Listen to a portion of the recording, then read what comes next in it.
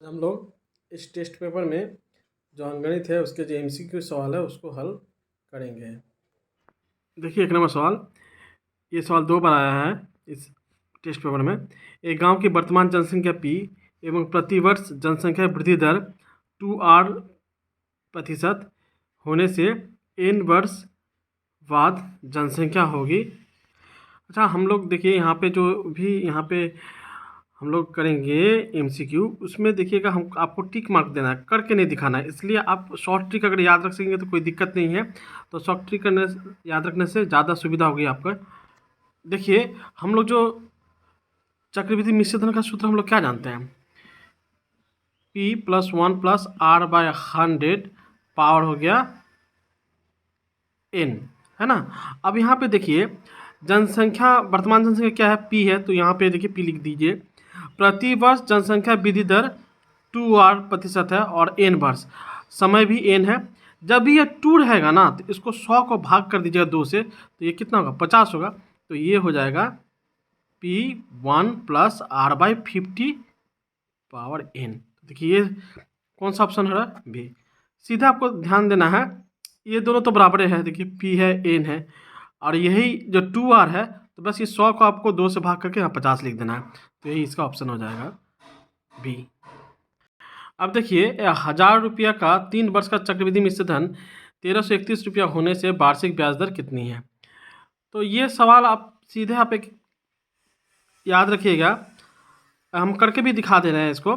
देखिए यहाँ P का मान कितना है, मूलधन का मान है 1000 रुपया, समय जो है T या N वो 3 वर्ष है।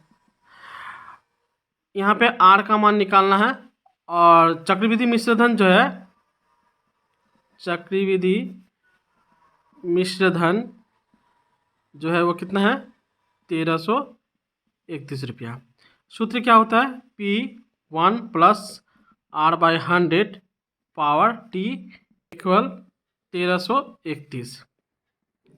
तो यहाँ देखिए P का मान है 1000, 1+R का मान निकालना है, समय जो है 3 वर्ष है, ये 1331 हो गया। ये 1+R/100 पावर 3 1331/1000। ये देखिए 1331 का घनमूल 11 होता है, 1000 का घनमूल कितना होता है, 10 होता है। इस पर पावर क्यों कीजिए। अब ये 3 हटा दीजिए, तो 1+R/100 इक्वल 11/10। तो ये देखिए R/100 इक्वल हो जाएगा 11/10 माइनस ये 1, ये उधर जाने से -1, ये हो जाएगा 10, ये 11 माइनस 10, तो 1/10। तो ये शून्य काट दीजिए, और ये 10 को 1 से गुना कर दीजिए, R का मान हो गया 10। तो यहाँ आंसर हो जाएगा ए। आप एक काम सीधे कीजिएगा, ये जो सवाल जब रहेगा इस तरह का सवाल, यहाँ 1000 होना चाहिए, जैसे मतलब यहाँ 3 वर्ष है ना, तो 1 के बाद 3 शून्य होगा, और ये 3 वर्ष है, तो ये जो रुपया है, तो ये कौन सा संख्या का पावर क्यूब है। तो हम लोग ये जानते हैं जो 11 के पावर क्या होता है क्यूब, ये है। 3 वर्ष है इसलिए हम यहाँ पे क्यूब लिखे हैं, और ये जरूर 1 है, 1 के बाद ये भी 3 वर्ष है, तो ये 3 शून्य होगा, तो 11 का पावर कितना है, 3 है। तो इसका आंसर क्या कीजिएगा, ये जो 11 जो आ रहा है ना, उसमें 1 घटा दीजिएगा, आंसर क्या हो जाएगा, 10% हो जाएगा। ये जो हुआ शॉर्ट ट्रिक हुआ। अब देखिए ये कहा है जो किसी शहर का वर्तमान जनसंख्या P है, यदि जनसंख्या वृद्धि दर 4% है, तो n वर्ष बाद जो जनसंख्या क्या होगी। तो यहाँ देखिए ये P जो है वर्तमान जनसंख्या, तो P देखिए सम में है, फिर देखिए समय जो है वो कितना, n वर्ष है, सम में पावर देखिए n है। अब देखिए ये कितना है, 4R है ना, तो यहाँ पे देखिए ये 4 को क्या कीजिए, 100 में भाग दे दीजिए। ये जो 4R देख रहे हैं ना, तो एक काम कीजिए, 100 को इस 4 से आप डिवाइड कर दीजिए, तो नीचे क्या हो जाएगा, ये 25 हो जाएगा। तो देखिए कौन सा हो रहा है, और यहाँ देखिए वृद्धि दर बोला है, तो प्लस वाला होगा, माइनस वाला नहीं होगा। पहले ये छट गया, तो ये देखिए ये होगा P1+R, यही जो नीचे 100 रहता है उसको 4 से भाग करने से 25 होता है, पावर n, ये आंसर हो जाएगा। देखिए ये 2 बार आ चुका है। 10% वार्षिक ब्याज दर से A रुपया का B महीना का ब्याज कितना होगा? तो यहाँ R का मान हो गया 10%, P का मान हो गया A रुपया, और T जो हो गया वो B महीना है, तो इसको हम लोग वर्ष में परिणत कर लेंगे। क्यों वर्ष में परिणत करेंगे? क्योंकि यहाँ पे देखिए वार्षिक लिखा हुआ है, तब ये ब्याज जो होगा वो क्या हो जाएगा, PRT/100। P का मान कितना है A, R का मान कितना है 10, और समय का मान कितना है B/12/100, ये कट गया, तो ये AB/120। तो कौन सा हो रहा है देखिए, तो ये B नंबर सही है। देखिए 5 नंबर सवाल है, बहुत ही महत्वपूर्ण सवाल है।